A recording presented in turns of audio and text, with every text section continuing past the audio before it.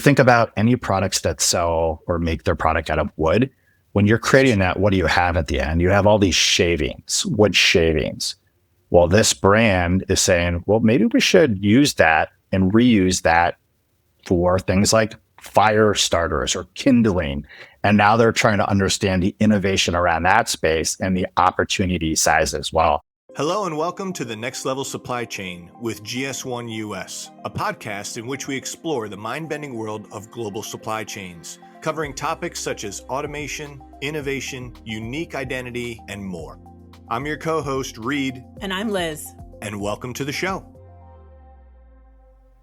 Reed and I just had a conversation with Chris Barnes, who is the general manager of retail and alternative channels at Jungle Scout. He's a long-term friend of GS1 US, and it was great to catch up with him about what he's doing now. We had an amazing conversation about what marketplace data looks like, what brands and what sellers are needing to do to sell products on marketplaces, and understanding all the very many data points that are available to these organizations. Talked about 700 different data points that are available on products to learn about what potential customers are doing and how to action on those. He talked about understanding the landscape of what your product is there a need for it, who your customers would be, how to leverage all of these different analytics that you have at your fingertips to make great decisions. Hey, Chris, welcome to the show. Thanks for having me, Reed. Yeah, we're glad that you could carve out some time to be with us. I'm excited for this conversation. It's been a while, and Liz and I know Chris from previous lives as we've all kind of, moved in and out of different areas. But Chris, for our audience, why don't you just give us a little background on yourself, your experience, and where you are today, because it's Jungle Scout. Yeah. So I started my career basically in 2009 in the promotional and pricing intelligence space at a company called Numerator. A lot of people are familiar with it. It's panel data. I really got into e-commerce and digital shelf in the 8 years I spent there. We did a lot of different acquisitions. We were PE owned. After that, a lot of us said, let's go find another disruptive space. I think that's when I got to learn a lot about GS1 as we started a company called Synago. It used to be called Gladson. We were a global data pool at the time. And so I got really big into the e-commerce space then, really built out a go-to-market business team there, was very heavily in the corporate development, again, very involved in GS1 US and GS1 Global there. And then I actually did a short stint on the brand side. I thought I could be the smartest guy in the room on the brand side, and went and led the sales team at Tropicana, their e-commerce sales team, and then learned a lot about what brands go through on a day-to-day and a week-by-week basis. And so I felt like I went through a pretty good gauntlet there. And now, as you said, I'm at Jungle Scout, and we are helping brands, retailers, agencies really better understand how do they drive Amazon growth. It's a very exciting time for us, as we're also owned by the same PE firm that Synago was owned by as well. I would love for you to go one level deeper too on Jungle Scout, because I was doing some research today before getting on the call, and it's fascinating what you all do. Yeah, so we've been around for 10 years. And a lot of people know us from if you or I were trying to start a side hustle on Amazon. And it's funny enough, there are a lot of people at Jungle Scout that sell coffee, right? Our head of marketing does like a coffee company. A product guy, what used to be in the Army, and he created camouflage sunglasses. Our head of sales engineering does picture frames and all types of home goods. And so we've been known for that, right? How do sellers who want to sell get acclimated to the enormous black hole of Amazon? How do you get started? How do you understand what the competitive space looks like? And what does that world look like? But over the last couple of years, we've really got into more of how do these brands and these sellers have grown up. And there's a plethora of other brands and sellers out there that should be using this competitive intelligence and market intelligence to understand things like market intelligence and category share. When am I losing market share? To whom? Why? Is it price point? Is it buy box?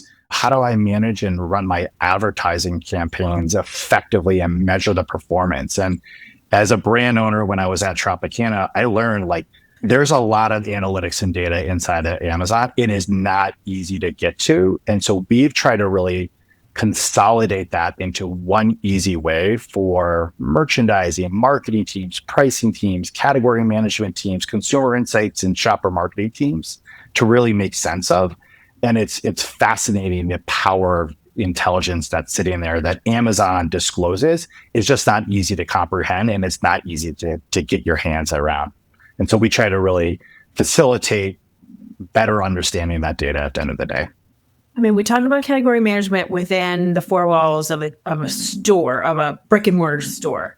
It's wholly different, right? Or is it not? I mean, it's hard for me as a consumer to sit here at my computer making an order that goes into a cloud, that goes into a place I can't see versus walking into my local store. Is some of that information similar in how they're reacting to it?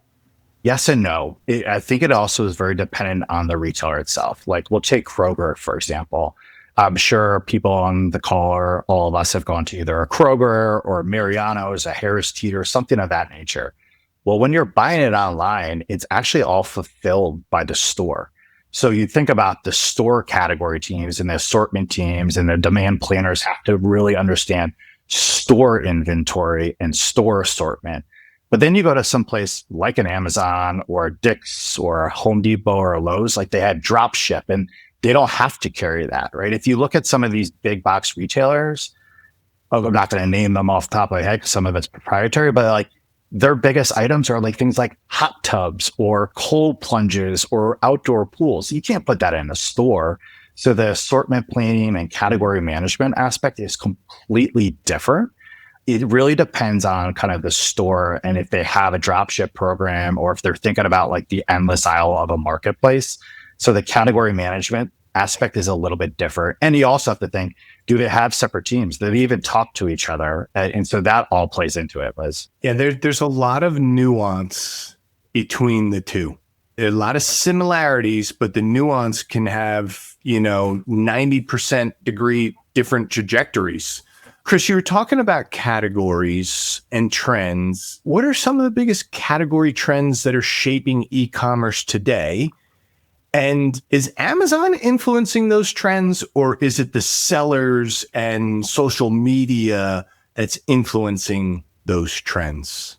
I think Amazon recently came out and said like they're reshaping based on all of this great, that we'll use the T word here, the tariff conversation, right? They're reshaping kind of their projection, right? They were expecting an 8% year-over-year growth. I think they're roughly saying a 6% year-over-year growth is what they're expecting. But as you start looking at some of the categories, it's things like beauty. Like beauty is off the charts right now. Things like fashion are off the chart. I think, if you look at fashion, I think it's forecasted to grow 12% with a CAGR between 2022 and 2027. And that's a huge clip for something like Amazon. But back to your question, Reed, it's also being dictated by a lot of social trends, right? I have a 13-year-old daughter. So for example, like everything beauty is top of mind in our household right now. And as you think about all these other marketplaces that are also pushing beauty and fashion, right? You have Shein, so many people might call it Shein or Farfetch or Poshmark and all these other marketplaces out there. And TikTok is certainly influencing a lot of what people go out and search for. Like if you look at the navigation, it used to be like one word. People were like, hey, I just want, hot dogs, or I just want low sugar item. Now it's like, tell me a great product for dad for Father's Day coming up, right? Or I want a low cost item for a kid's birthday party that XYZ, right? And so people are putting like full terms out there, but a lot of that's being dictated by the trends and the influence of social media and a lot of the other influences out there. And so that navigation bar now has just expanded completely, exploded. I want to pull on that navigation bar because I was listening last night as I was at the airport, a little delayed with the flight, nothing new in the summertime with the weather. Sam Altman talking about some of the latest things with AI and ChatGPT. And he had said, he goes, people in their 50s use ChatGPT as a replacement to Google search. People in their 30s use ChatGPT as a consultant where they're asking more in-depth questions and providing context. People in college are using ChatGPT as an operating system. And it just gave me this pause. It's the same thing used three different ways. And when you start, like there was a prompt, right? Like your prompt as to like, hey, I need flat panel khakis. No, I need flat panel khakis for a 53-year-old bald guy that's going to a college graduation for my niece, and I want to be hip and cool. These are like the serious questions that are being asked, and you're getting a lot better results. And is that going to be AI and algorithm driven? Like, are we going to be programmed into it, or is it a combination thereof, right? Like, because I want to get rid of product, because there's some of that too that's out there like, wow, this is the greatest thing. And sometimes it makes you want to go, that's the greatest thing. I think somebody had a lot of inventory and made it the greatest thing and had to get rid of it. I mean, I think it's a combination of both. Like certainly your search behavior and your buying patterns and kind of everything that Amazon knows or everything that all these retailers know about us, whether it's our search, whether it's our demographic, where we live, all this is going to take into account. But at the same time, you're spot on, Reed. It's like there is a very big pay to play model that's going on behind the scenes within a lot of these retailers. You're only coming up in the top of the search navigation. You're paying for that real estate within any retailer, not just Amazon. A lot of that is also dictated on what inventory, what great price points you have, how many reviews you have, and are they favorable? How are you as a vendor? All that plays into account into what's being surfaced when we all search. But then you add AI on top of that, and it's like, are those models taking that into account, or are they just saying like, what are people searching for? So I think that's an unknown on how AI, but I would imagine it's going to start taking both into account. Good for your business. Is tough for people starting because it's constantly changing. But you're spot on to talk about like the use of AI, because like most people started using ChatGPT, just create lists or write me an email, be my kind of scribe for me, if you will. And great, there's a lot of tools out there that do that. But if I even look at my 15-year-old, like he's getting all the answers on how to write a great essay, or like how do I write an opening paragraph, or what's the tone. And you're starting to see that now too. I was at a conference a couple of weeks ago in New Orleans, and the guy even said like, hey, write me a great opening statement that's cheeky, but in a tone of like a New Orleans accent. And like, it was a great hit. And so you're starting to see like speech writers do that, and it's going to bleed into the way the shopping behavior happens. And Gemini has done that too, right? And you're starting to be able to just check out based on your prompt through AI and chat. There's just so much information that's available that you talked about. It's kind of mind-blowing to me. Tell me about any success stories that you can share where somebody took that information and was able to do great things with it, like bring it into fruition. They're not a client of ours yet, but if you just look at, and it's a brand that I think most all men know right now, is Dude Wipes, right? If you know what Dude Wipes, they were on Shark Tank. They got a $300,000 investment from Mark Cuban for 25% of the company.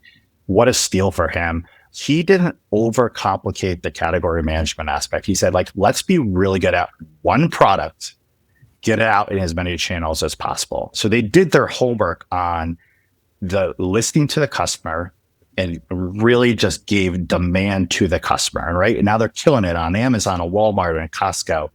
You're also seeing a lot of influencer-based skincare companies leveraging things like Amazon Premier Beauty Program and brand registry, which kind of eliminates all these counterfeit or unauthorized 3P sellers out there. And we see guys like L'Oreal or Divi, which is an influencer brand, that have done a fantastic job of really eliminating the noise out there.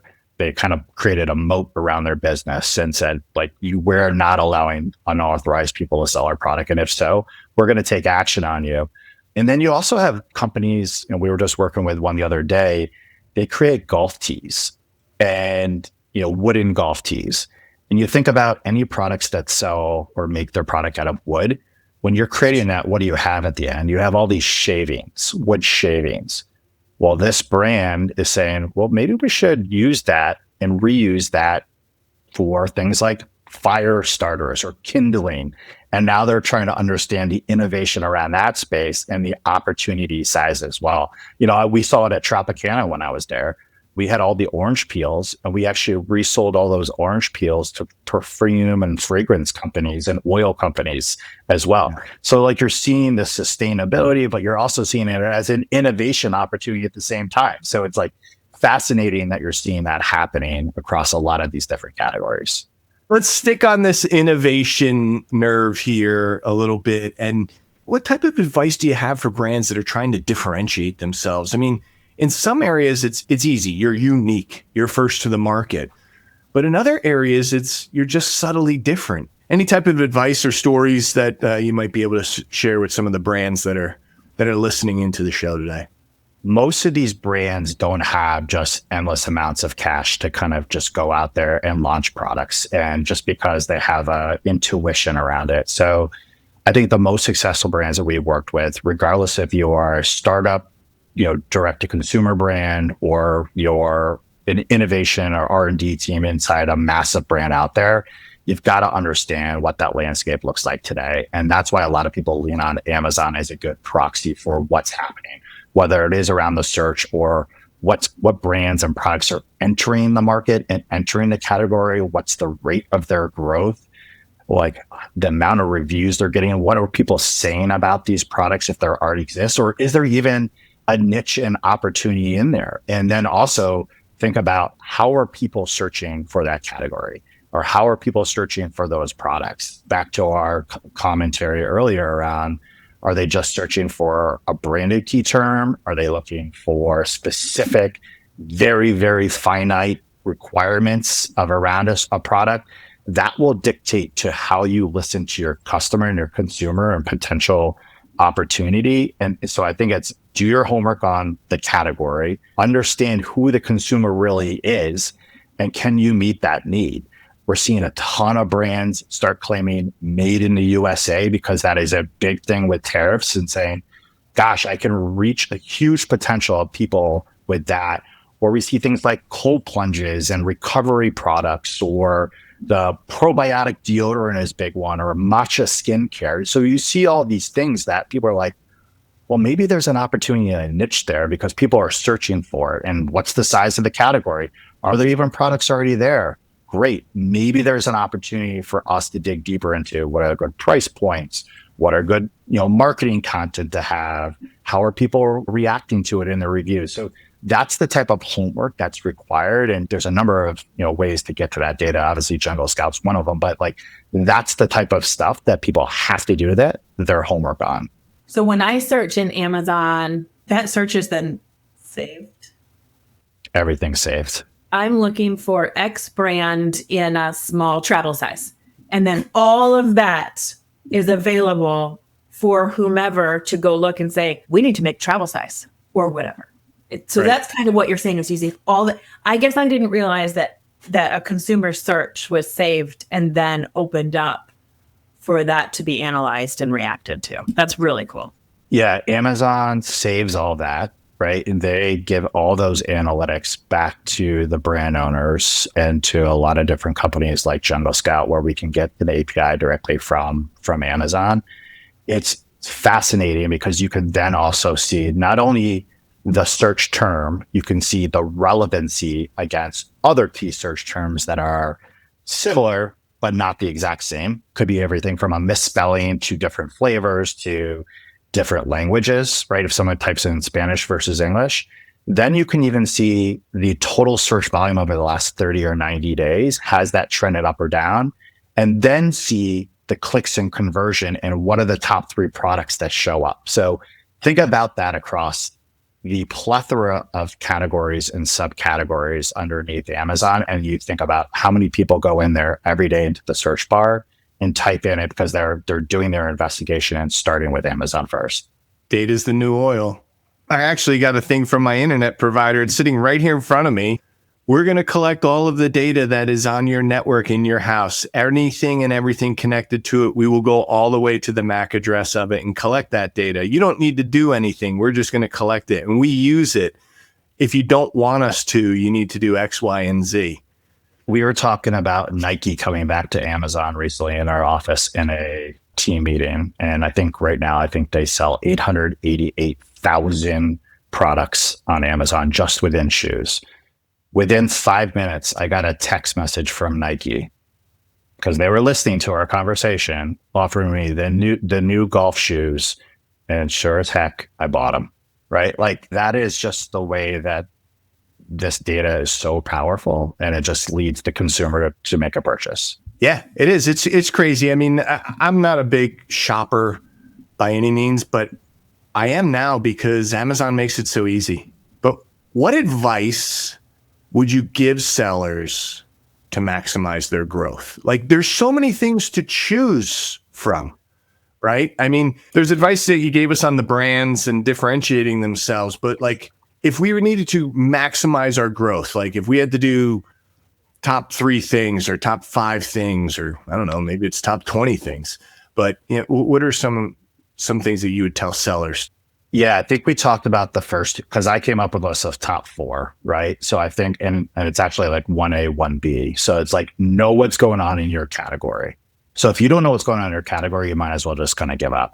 1B is really know who your consumer is. I think how many conferences have we gone is like, if you don't identify who your shopper is and their purchase intent, then you're just, again, guessing as well. Yeah, exactly.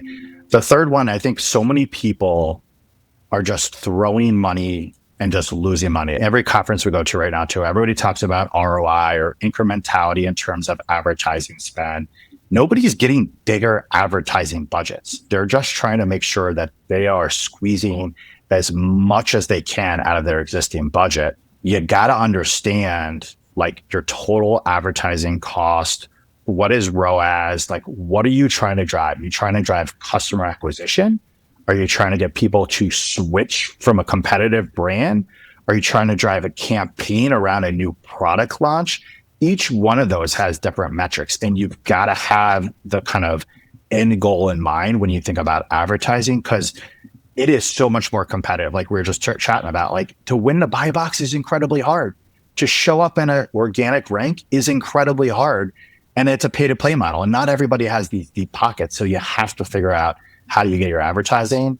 And then it's really to leverage all the Amazon analytics out there. And I got a glimpse of it at Tropicana around just the amount of analytics. But when I got into Jungle Scout, I was like, there are 700 different data points that a brand has a visibility into.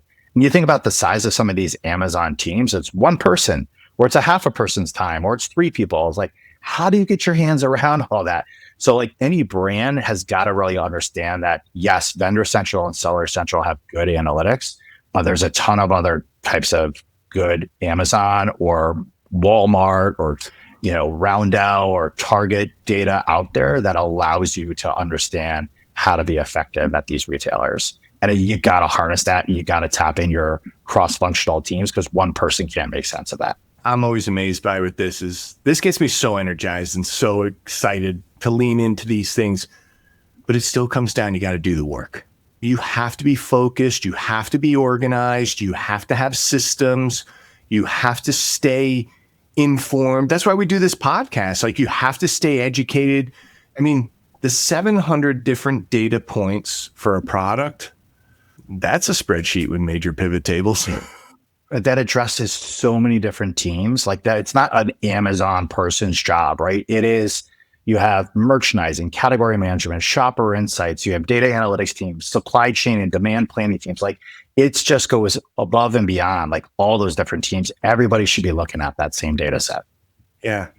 What are some big conferences that you attend, Chris, others might want to think about or plan for maybe next year? You might not have it in the budget this year, but plan for next year. What are some conferences you think are worthwhile? While all these conferences, a lot of them have gotten very big, you have to do your homework and prep work to go to them. I got the most value at an NRF this year, which is the National Retail Federation session in January. It's 40,000 people across the globe. It's a lot of the senior executives that you want to meet and engage with and rub shoulders with. Awesome technologies there that were showcased. I always get jazzed up about grocery shop and shop talk. I think those are fascinating ones. And then actually one to put on a radar for a lot of people, and it's not going to be big. It's kind of staying small for a reason, is the Digital Shelf Institutes or the Digital Shelf Summit, which is sponsored by Salsify. That what I think is pretty fascinating. I went to it this year in New Orleans, and I actually want to say within the last probably 3 to 5 years was probably one of the best events I've ever been to, based on the clientele there, based on the content there. So those are some ones that I want to go to and are going to continue to go to over the next year. Of all of the different technologies out there, whether it be in your personal life or your work life, what is the favorite that you're using right now? I travel a lot for work. If nobody is using Ramp as their expense manager, it is the coolest technology out there, like hands down. Like my wife's an accountant and she has all her paper receipts laid out on her desk. And I'm like, Ramp can take care of that in like 10 seconds. It literally takes your credit card. You don't have to do the I pay the company back for expense manager or anything like that. Like you go to lunch for $25.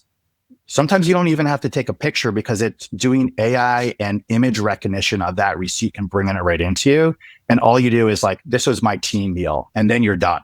Expenses that used to take an hour or two if you went to a conference now take maybe 3 minutes. So Ramp, and it's a Ramp card, and the application is fantastic. And then on the sales side, I'm huge proponent of Gong and Sales Loft. And if people aren't familiar with those, Sales Loft is very Big Brother-esque. Did you read my email? Did you engage with it? Did you forward it? What part of the email resonated the most? And it's almost like Amazon Analytics, but for a salesperson to say what is resonating with them and who are they sending it to? How long are they engaging with it? Do I need to change my tone? And so you learn around prospects and customer sentiment really fast. And Gone, I think, is just kind of you take Chat GPT, put it into a WebEx type of platform, and it really does all the work for you. It is your secretary. It sends your plan letter for you afterwards. It's telling you what you might have missed out on. It kind of just tells you where you should be better in a coaching opportunity. So those are some real platforms and technologies that I cannot live without every day. It really is amazing, the tools and how they've changed. But everything has changed. Nobody answers their phone anymore unless you're automatically in there as a contact list. And even then, Liz gets mine and it's oh, it's Reed again. I'm not answering. And the voicemail is just all read for you, right? It's already done for you if they even leave a voicemail. Chris, this has been fantastic. I have one quick question. I love Sales Loft, very familiar with it. Love Gong, very familiar with it. I can tell you that an email's probably already gone to our comptroller for Ramp. What is something new you want to learn in the near future? Yeah, I would say there's probably 2 quick things. One, I'm really fascinated to see how these tariffs are going to play out and the impact it's going to have on supply chain. We hear everything across the board. This week is different from next week in terms of where finance is going to allow money, price points.